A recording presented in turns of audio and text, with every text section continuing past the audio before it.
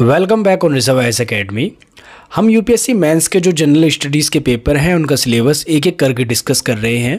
उसी सीरीज में आज हम यूपीएससी मेंस के जनरल स्टडीज़ पेपर 3 का सिलेबस डिस्कस करेंगे, जिसमें technology, economic development, biodiversity, environment, security और डिजास्टर मैनेजमेंट से टॉपिक शामिल हैं।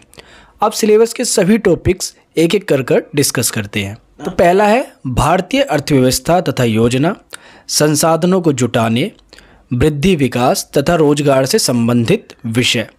तो जो भारतीय अर्थव्यवस्था तथा योजना है तो हमें इसमें पढ़ना है योजना का क्या अर्थ है, आर्थिक विकास में योजना की क्या आवश्यकता है, योजना के क्या उद्देश्य हैं, ठीक है। और भारतीय योजनाओं का क्या इतिहास है, ये जो पंचवर्षीय योजनाएं अपनाई जाती थी कब से अपनाई, तो ये क्या इतिहास है इसका, और योजना की क्या उपलब्धियां रहीं, क्या कमियां रहीं।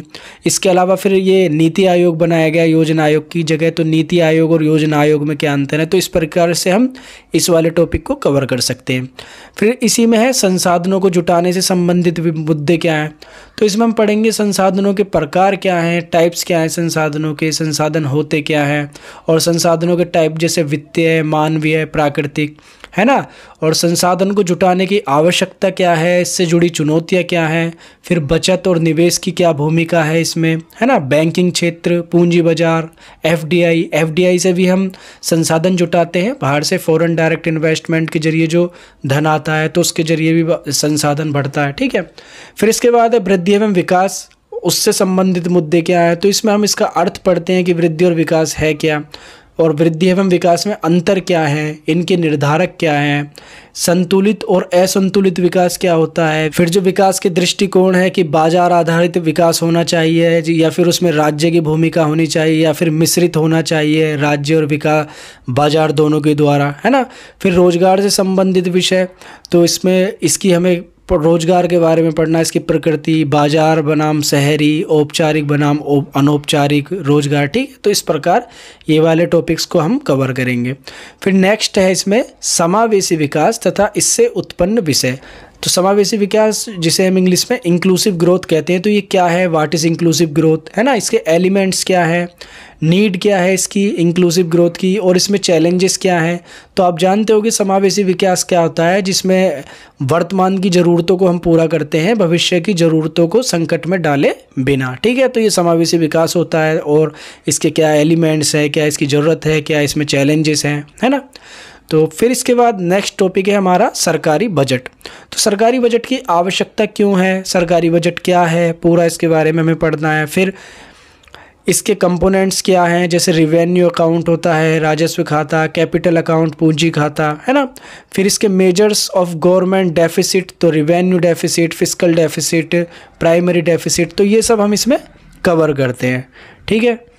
फिर इसके बाद है मुख्य फसलें, देश के विभिन्न भागों में फसलों का पैटर्न, सिंचाई के विभिन्न प्रकार एवं सिंचाई प्रणाली, कृषि उत्पाद का भंडारण, परिवहन तथा विपणन, संबंधित विषय और बाधाएं, किसानों की सहायता के लिए ई प्रौद्योगिकी, ठीक है। इसके बाद नेक्स्ट है प्रत्यक्ष एवं अप्रत्यक्ष कृषि सहायता तथा न्यूनतम समर्थन मूल्य, जो एमएसपी होता है, मिनिमम सपोर्टिंग प्राइस, उससे संबंधित क्या मुद्दे हैं। फिर जन वितरण प्रणाली, उसके उद्देश्य, कार्य, सीमाएं क्या हैं, सुधार क्या है उसमें हुए हैं। फिर बफर स्टॉक तथा खाद्य सुरक्षा संबंधी जो मुद्दे हैं, प्रौद्योगिकी मिशन, पशुपालन संबंधी अर्थशास्त्र, ये सब इसमें कवर होगा। उसके बाद नेक्स्ट है भारत में खाद्य प्रसंस्करण, यानी कि जो फूड प्रोसेसिंग है एवं उससे संबंधित उद्योग, इस कार्य क्षेत्र का क्या महत्व है, स्थान, ऊपरी और नीचे की अपेक्षाएं, आपूर्ति श्रृंखला प्रबंधन, सप्लाई चेन मैनेजमेंट, ठीक है। इसके बाद नेक्स्ट है भारत में भूमि सुधार। तो भारत में भूमि सुधार, लैंड रिफॉर्म्स इन इंडिया, तो इसके क्या कारण थे कि भारत में भूमि सुधार करना पड़ा, इसके क्या इम्पैक्ट्स हुए, और क्या क्या प्रॉब्लम्स आई इसके इम्प्लीमेंटेशन में, और कितना सक्सेस रहा लैंड रिफॉर्म, है ना। और इसमें क्या रिसेंट इनिशिएटिव क्या क्या अपनाए गए हैं भूमि सुधार में, तो वो सब हम इसमें पढ़ेंगे भूमि सुधार के अंतर्गत। फिर इसके बाद आता है उदारीकरण का अर्थव्यवस्था पर प्रभाव। तो ये जो लिबरलाइजेशन है इसका अर्थव्यवस्था पर क्या प्रभाव है, नेगेटिव है, पॉजिटिव है, औद्योगिक नीति में इससे क्या परिवर्तन हुए तथा औद्योगिक विकास पर इनका प्रभाव। इसके बाद है इंफ्रास्ट्रक्चर, ये जो बुनियादी ढांचा है उसमें हमें ऊर्जा, बंदरगाह, सड़क, विमानपत्तन, रेलवे आदि इन सबको कवर करना है। इसके बाद आता है फिर निवेश मॉडल, ठीक है, इन्वेस्टमेंट मॉडल्स जो हैं उनके बारे में। तो इसमें हम निवेश के बारे में ढंग से पढ़ते हैं, नीड्स फॉर इन्वेस्टमेंट, क्यों आवश्यकता है हमें इन्वेस्टमेंट की, इसके सोर्सेज क्या हो सकते हैं इन्वेस्टमेंट के, फिर टाइप्स ऑफ इन्वेस्टमेंट मॉडल क्या हो सकते हैं, जैसे डोमेस्टिक इन्वेस्टमेंट मॉडल होता है और फॉरेन इन्वेस्टमेंट मॉडल होता है। डोमेस्टिक इन्वेस्टमेंट मॉडल में public investment model, private investment model और पीपीपी जो होता है public private participation investment model. इसके अलावा जो फॉरेन इन्वेस्टमेंट मॉडल होता है उसमें एफटीआई, एफआईआई ये सब आते हैं, ठीक है। तो ये सब इसमें हम पढ़ते हैं। इसके बाद फिर ये साइंस एंड टेक्नोलॉजी से है, विज्ञान एवं प्रौद्योगिकी विकास एवं अनुप्रयोग और रोजमर्रा के जीवन में इनका प्रभाव। तो ये ज़्यादातर ये वाले जो टॉपिक हैं करंट से रिलेट करते हैं। और फिर है विज्ञान एवं प्रौद्योगिकी यानी साइंस एंड टेक्नोलॉजी में भारत की क्या उपलब्धियां हैं, देशज रूप से प्रौद्योगिकी का विकास और नई प्रौद्योगिकी का विकास। फिर सूचना प्रौद्योगिकी, अंतरिक्ष, computer, robotics, nano technology, biotechnology और बौद्धिक संपदा अधिकारों से संबंधित विषयों के संबंध में जागरूकता। तो ये जो तीनों टॉपिक हैं ये साइंस एंड टेक्नोलॉजी से हैं। इसके बाद आता है संरक्षण, पर्यावरण प्रदूषण और क्षरण, पर्यावरण प्रभाव का आकलन। फिर डिजास्टर मैनेजमेंट से है आपदा और आपदा प्रबंधन, विकास। और फिर ये आपका नेक्स्ट टॉपिक आपका सिक्योरिटी से है, विकास और फैलते उग्रवाद के बीच संबंध, आंतरिक सुरक्षा के लिए चुनौती उत्पन्न करने वाले शासन विरोधी तत्वों की भूमिका।